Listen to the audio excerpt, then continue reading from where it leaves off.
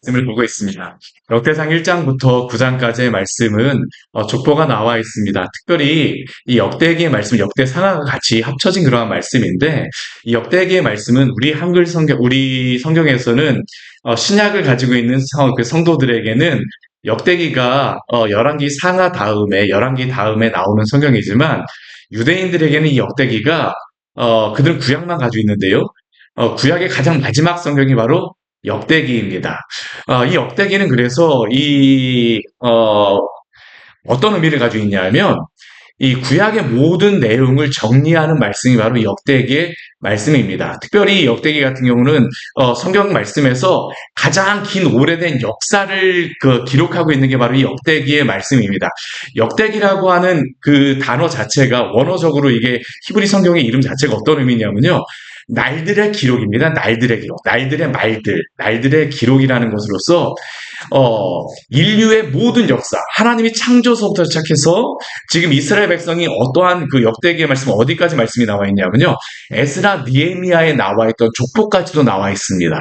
그러니까 포로 후기의 말씀까지도 이 역대기에는 나와 있어요. 그러니까 이 역대기 말씀은 구약 성경에서 가장 마지막에 기록된 성경이라고 할 수 있습니다. 근데 이 역대기를 처음으로 그러면 듣게 되는 백성들은 어떤 백성이겠습니까?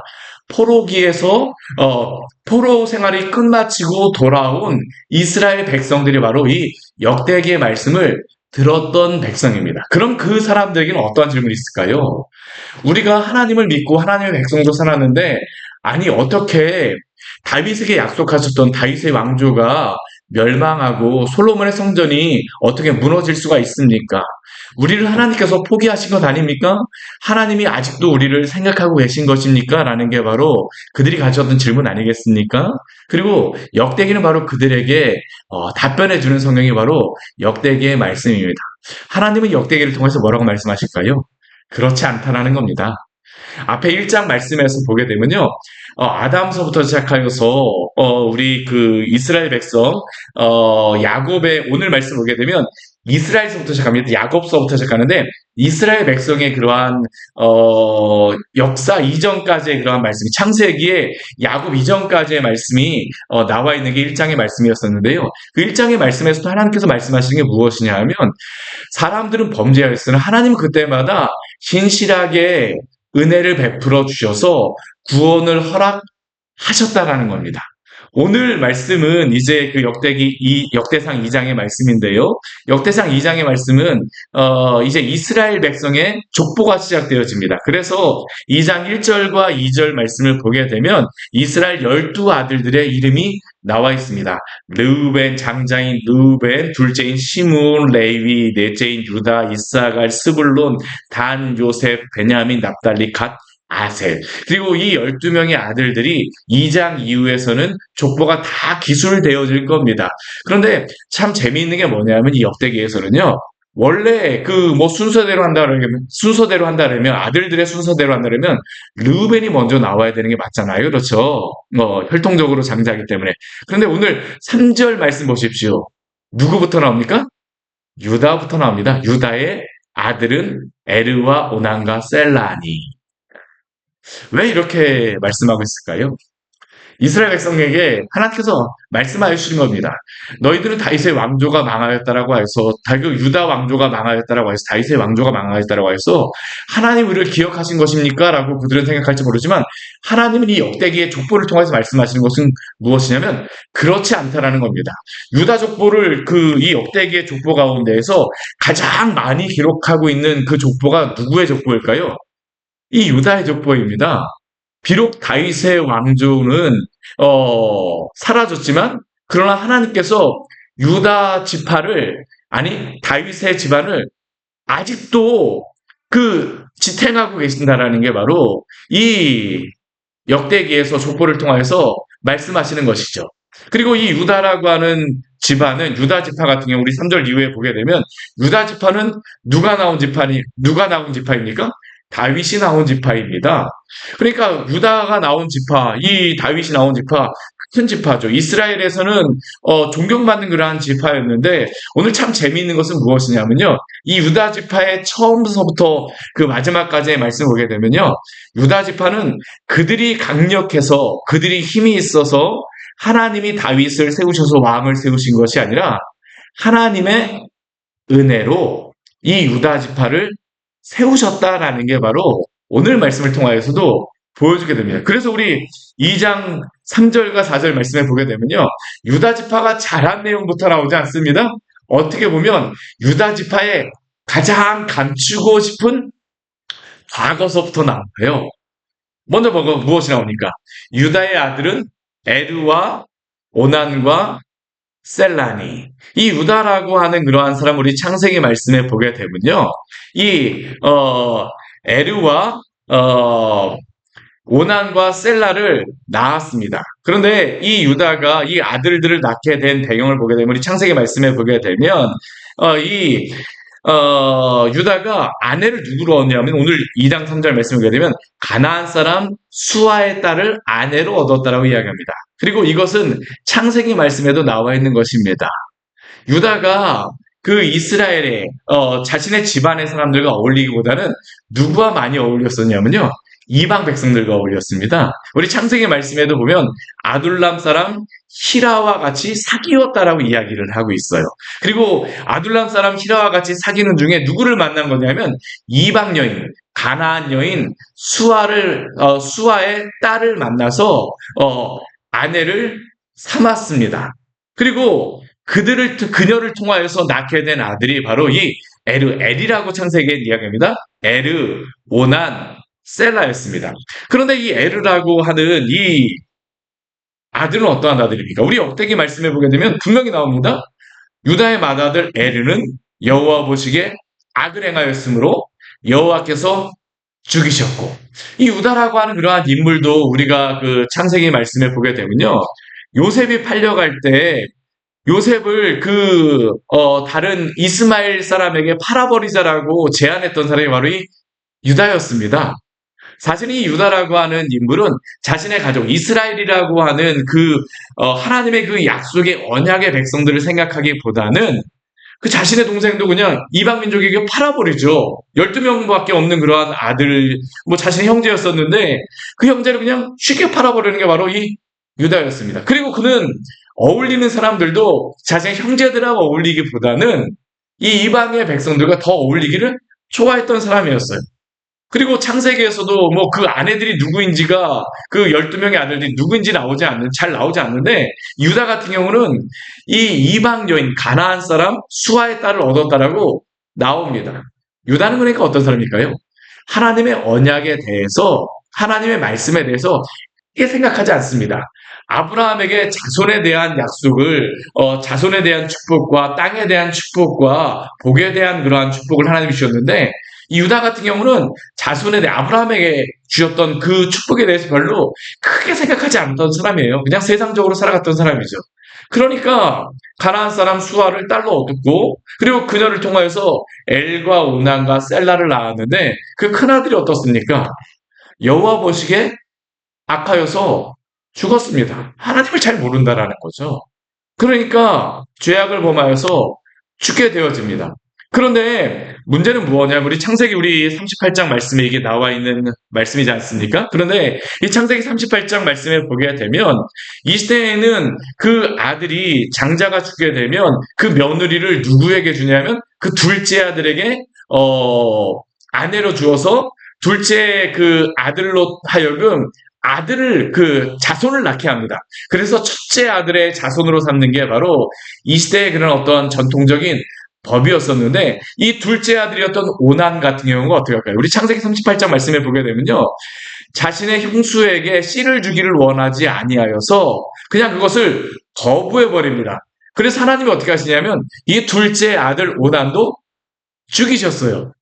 그러니까 엘도 그렇고 오난도 그렇고 하나님의 언약에 대하여서 자손을 잇는 것을 중요하게 여기지 않았죠. 아버지 유다도 그렇습니다. 그런데 그 가운데 어떤 일이 벌어집니까? 이 다말이라고 하는 이 며느리를 유다가 자신의 집으로다 보내버렸습니다. 엘의 그러한 그 에르의 아내였던 다말을 셋째 아들이 셀라가 자랐음에도 불구하고 아내로 주지 않고 이 다말 때문에 죽었다라는 거죠. 이 유다의 생각은. 그러니까 다말을 자신의 그 집으로 친정으로 보내버렸어요. 그리고 셀라가 장성하였음에도 불구하고 이 다말에게 주지 않으니까 나중에 다말이 어떻게 합니까? 유다를 속여서 낳았던 아들이 바로 이 베레스와 세라였습니다. 그리고 이 사건 가운데 우리 창세기 38장 말씀에 보게 되면 이 유다가 이 일을 듣고 나서 화가 나서 이 다말 며느리를 불에 태워서 죽이라고 이야기합니다. 그런데 다말이 어떻게 할까요? 자신의 시아버지에게서 받아두었던 그 세 가지의 징표를 시아버지에게 주자 너가 나보다 더 선하다라고 하면서 이 다말을 죽이지 않고 이 베레스와 세라를 낳게 되죠. 그리고 이 다말 같은 경우에 이 여인이 굉장히 중요한 게 뭐냐면 자신의 시어머니인 가나안 사람 수아의 딸은 이름이 나오지 않습니다. 그런데 며느리인 다말은 이름이 나와요. 근데 이 다말이라고 하는 이름이 어디에도 나와 있습니까? 성경 곳곳에 보게 되면 이 다말이 계속 나옵니다. 특히 어디에 나와 있냐면 신약 성경을 시작하는 마태복음 1장에 그 네 명의 여인의 이름 중에 한 명이 바로 이 다말입니다. 왜 다말의 이름이 나왔을까요? 이게 굉장히 중요한 의미가 있습니다. 자신의 시아버지 유다도 하나님의 언약, 백성이 되는 것을 귀히 여기지 않고 자신의 남편인 엘도 귀히 여기지 않고 그리고 또한 오난도 귀히 여기지 않았지만 누가 이것을 귀하게 여겼을까요? 다말이 귀하게 여기고 어떻게든지 간에 시아버지를 통하여서더라도 자녀를 낳겠다. 하나님의 백성을 잇겠다라는 게 바로 이 다말의 마음이었었죠. 그리고 이 다말을 통하여서 예수님께서 나시는 것입니다. 이것은 무엇입니까? 이 첫 번째에 나와 있는 이 사건을 이 참 부끄러운 것을 여기다 기록하는 것은 무엇이냐 하면 이 유다 집안의 그러한 모습을 본다라고 하게 되면 사실 부끄러운 역사 아닙니까? 이 부끄러운 죄의 역사임에도 불구하고 하나님께서는 유다가 잘나서가 아니라 하나님께서 은혜를 베풀어 주시고 또한 그 은혜를 하나님의 그 언약을 붙잡았던 이 며느리를 통해서 이 며느리조차도 하나님이 사용하심으로 말미암아 유다의 집안을 잇게 하셨다라는 겁니다. 하나님의 백성은 어떠한 백성일까요? 하나님의 은혜로 살아가는 백성임을 기억하시기를 바랍니다. 죄 때 죄가 많아서 하나님이 사용하시지 못하는 게 아니라 그 가운데에서도 죄 많은 백성들을 구원하셔서 은혜를 베풀어 주셔서 이끌어가는 사람들이 바로 믿음의 사람들이죠. 그리고 그 뒤에 말씀에도 보게 되면요. 이 유다 집안이 계속 부끄러운 그 과거를 결코 감추지 않습니다. 우리 6절, 7절 말씀에 보게 되면 세라의 아들 시므리, 에단, 해만, 갈골, 다란이 모두 5사람이요 라고 하는데 이 베레스와 세라는 바로 유다를 통해서 나왔던 그 쌍둥이잖아요. 그렇죠. 다말에게 나왔던 사람이잖아요. 그렇죠. 근데 세라의 그 집안 사람들을 보게 되면 또 누가 나오냐면 7절 말씀을 보게 되면 발미의 아들 아갈이 나오고 있습니다. 이 아갈은 누구일까요? 우리 역대기에서는 아갈이라고 나오지만 이 여호수아 말씀에서는 아갈입니다. 이 사람이 바로 아갈. 참 어찌 보면 이 아간 같은 경우에도 유다 집안 참 좋은 집안의 자제였습니다. 그런데 이 아간 같은 경우는 어떻습니까? 여리고성을 점령하였을 때 하나님이 온전히 나에게 바치라고 하는 그 명령을 지키지 않았습니다. 그래서 우리 7절 말씀을 보게 되면요. 그는 진멸시킨 물건을 범하여 이스라엘을 괴롭힌 자이며 여호수아에서 범하였던 아간의 죄를 감추지 않아요. 다 드러냅니다. 왜 그럴까요? 그럼에도 불구하고 하나님은 유다 지파를 사용하십니다. 이들이 완벽하여서 하나님이 유다 지파를 사용하신 것이 아니라 죄가 있음에도 불구하고 하나님이 은혜를 베풀어 주심으로 하나님께서 유다 지파를 사용하심을 기억하십시오. 이것은 이스라엘 백성들에게도 은혜가 되어지는 말씀입니다. 왜 그럴까요? 이스라엘 백성이 역대기에 이 말씀, 포로 후기에 그 돌아온 백성들은 그들이 범죄하여서 아수르에게 멸망하고 그들이 범죄하여서 바벨론에게 멸망하였습니다. 그런데도 불구하고 하나님은 어떻게 하시겠다는 겁니까? 그들이 죄를 범하였음에도 불구하고 내가 너희들을 붙잡고 있다라는 겁니다. 이 유다 지파가 잘나서 하나님이 사용하신 것이 아니라 하나님이 은혜로 그들을 사용하시고 붙들어 주셨던 것 같이 오늘도 그들을 붙들어 준다는 것을 말씀하시는 겁니다. 사랑하는 여러분, 오늘도 하나님께서 우리를 은혜로 베풀어 주심을 기억하시기를 바랍니다. 때로는 우리의 건강이 연약해지고 우리가 나이가 들게 되면 참 몸도 아프고 여기저기 그렇잖아요. 그렇죠? 그럼에도 불구하고 우리의 건강이 연약하다 할지라도 하나님은 하나님의 은혜로서 오늘도 붙잡아 주심을 믿으십시오. 하나님의 백성은 은혜로 살아가는 사람들입니다. 오늘 하루도 주께서 은혜를 베풀어 주시옵소서. 또 우리 그 뒤에 말씀에 보게 되면요.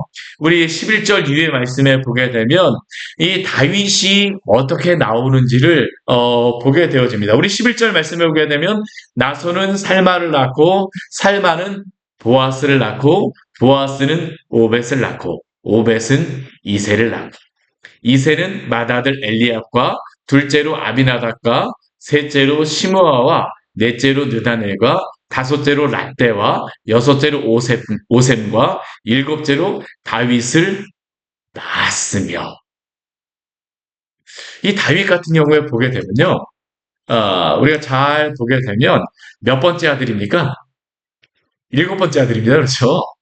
참 이게 재밌는 게 뭐냐면 다른 사람들 같은 경우에는 다윗이 중요하기도 하지만 보통 뭐 다윗이 중요하기 때문에 다윗만 그냥 이세의 아들은 다윗이라고만 이야기해도 되잖아요. 그렇죠? 우리 뭐 마태복음 같은 경우에는 이 다윗만 이야기합니다. 다윗만 이세의 아들은 다윗만 이야기합니다. 그런데 우리 역대기 같은 경우에는 맏아들 엘리압서부터 시작해서 다윗이 몇 번째 아들이라는 겁니까? 일곱 번째 아들입니다. 일곱 번째 아들이라고 하는 것은 까마득한 아들이죠. 우리 다윗 같은 경우 왕이 세워질 때 우리 사무엘상 말씀 한번 기억해 보십시오. 사무엘이 이 사울이 범죄함으로 말미암아 하나님께서 새로운 왕을 기름을 부으라고 사무엘에게 명령하셨습니다. 그리고 어디로 다 데려가시냐면 이세 집안으로 데려가셨습니다. 그리고 이세에게 아들을 다 데려오라고 얘기합니다.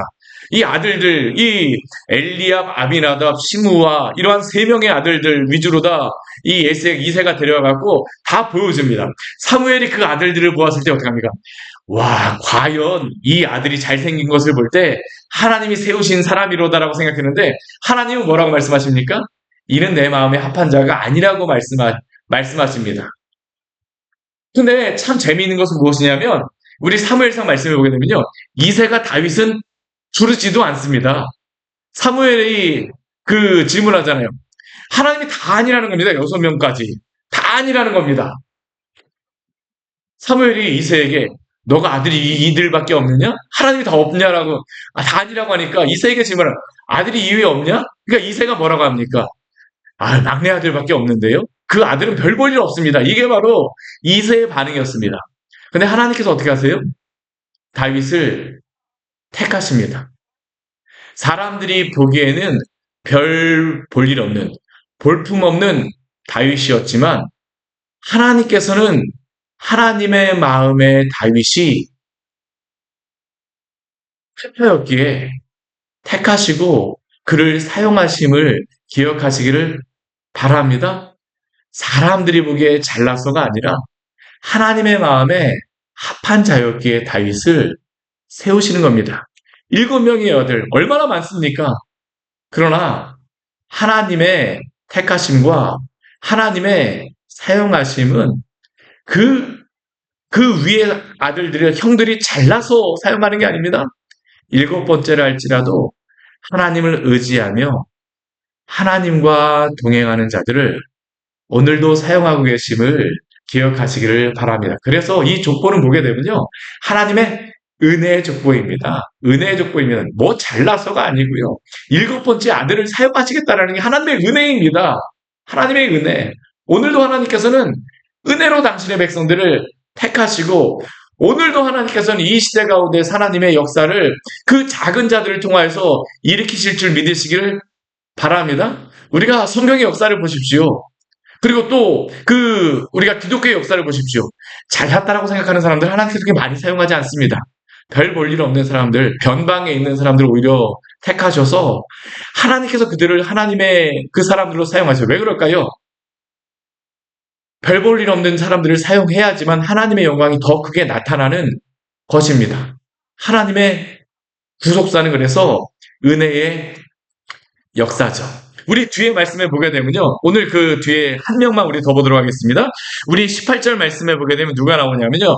헤스론의 아들 갈렙이라고 하는 사람이 나옵니다. 우리 여호수아 말씀, 우리 모세오경 말씀에 보게 되면 갈렙이 나와요. 그렇죠? 갈렙이 나옵니다. 여호수아와 갈렙이 정탐꾼 중에 한 명이 갈렙 아닙니까? 근데 여기에 나와 있는 이 갈렙은 이 정탐꾼 갈렙이 아니에요. 유다 지파임에도 불구하고 그 갈렙이 아니에요. 그 정탐꾼 갈렙은 우리 4장 말씀에 보게 되면 다른 사람으로서 우리 나오고 있습니다. 그런데 이 다른 사람으로서 나오는 갈렙이 아니라 여기 나오는 사람은 또 다른 여분네 아들 갈렙이 아니라 헤스론의 아들 갈렙입니다. 그런데 참 재미있는 게 뭐냐면 이 헤스론의 아들 갈렙은 성경에 보게 되면 그렇게 유명한 사람은 아닙니다. 이 사람 자체는요. 그런데 이 헤스론의 아들 갈렙을 통하여서 태어나는 사람들이 참 여러 사람들이 태어납니다. 우리 19절 말씀 한번 보세요. 우리 19절 말씀 보게 되면 에브라시 그에게 훌을 낳아 주었고, 이 훌이라고 하는 사람은 어떠한 사람일까요? 모세 옆에서 손을 들었던 사람이 바로 이 훌입니다. 하나님이 사용하시는 사람이죠. 또 우리 20절 말씀에 보게 되면 훌은 누구를 낳습니까? 훌은 우리를 낳고 우리는 부살레를 낳았더라. 이 부살렐이라고 하는 사람, 20절 말씀에 이 부살렐이라고 하는 사람은 어떠한 사람일까요? 우리 모세가 성막을 만들 때 성막의 어떠한 기술자로 했던 사람이 바로 이 부살렐입니다. 갈렙 자체는 이 여분네 아들 갈렙만큼 이름이 나진 않았을지 모르지만 하나님은 이름 없는 이 갈렙을 통하여서 여러 믿음의 또한 좋은 자손들을 태어나게 하심으로 하나님의 일들을 이루어 가신 줄 믿으시기를 바랍니다. 그리고 그 뒤에 말씀도 보게 되면요.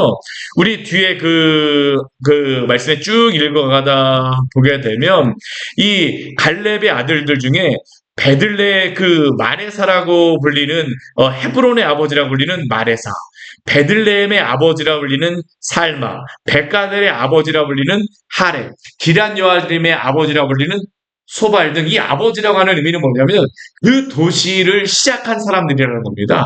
굉장히 유명한 그 시대에 한가닥했던 사람들이죠. 비록 갈렙 자체가 유명한 사람은 아니었었지만 하나님은 그 사람이 자신의 시대에 충성스럽게 또 충성함으로 말미암아 하나님께서는 또 다른 또 자손들을 주심으로 믿음의 사람들을 세우심으로 하나님의 일들을 이루어 가심을 믿으십시오. 오늘 하루 우리가 살아가는 그 의미가 무엇인가라고 생각하지만 우리는 오늘 하루 충성하는 하나님의 백성을 통하여서 하나님이 역사를 이루어 가심을 또한 믿으며 나아갈 때에 얼마나 또 우리에게 담대한 마음이 생깁니까? 하나님은 오늘도 우리와 함께 하십니다. 담대하게 오늘 하루도 승리하시는 우리 귀한 성도님 되시기를 축원합니다. 같이 기도하도록 하겠습니다. 하나님 아버지, 오늘 말씀을 통하여서 우리에게 귀한 은혜를 주시니 감사를 드립니다. 이스라엘의 12아들들 중에 유다를 첫 번째로 그 족보를 보여주시며 이 유다가 잘나서가 아니라 또 유다의 족보서부터 시작해서 많은 죄를 범하고 또 많은 부족한 점들이 있었지만 하나님의 은혜로 유다 지파를 들어서 사용하신 우리가 보았습니다. 연약할 때에도 하나님께서는 또 그들을 사용하셨고 잘나지 않은 사람들을 통하여서 하나님의 역사를 이루어 가셨습니다. 역대기의 말씀에서 그들이 하나님이 우리를 잊으셨습니까? 라고 질문하는 그들에게 그럼에도 불구하고 내가 너희를 기억하고 또한 당장 너희가 의미 없는 것처럼 보인다 할지라도 그러한 너희를 통하여서 오늘도 사용하시겠다고 말씀하신 게 아닙니까? 또한 오늘 우리를 살아가는 우리에게도 때는 우리의 그러한 인생의 의미가 무엇인가 생각해 보지만 연약한 우리를 통하여서 또한 하나님의 일들을 이루어 가시는 줄 믿습니다. 담대하게 하여 주시고 저희들 하나님 안에서 오늘도 평안하며 위로를 얻는 성도들 될 수 있도록 은혜 내려주시옵소서. 육신을 건강하게 하여 주시고 우리 육신의 이 장막집에 거할 동안 주님과 동행하며 하나님 아버지 강건하게 하나님 아버지 평안하게 주님 행할 수 있도록 저희 하나님 아버지 모든 영육 간에 강건한 은혜 도락하여 주시옵소서. 예수님 이름으로 기도드립니다. 아멘. 오늘 말씀 같이 기억하시면서 기도하도록 하겠습니다.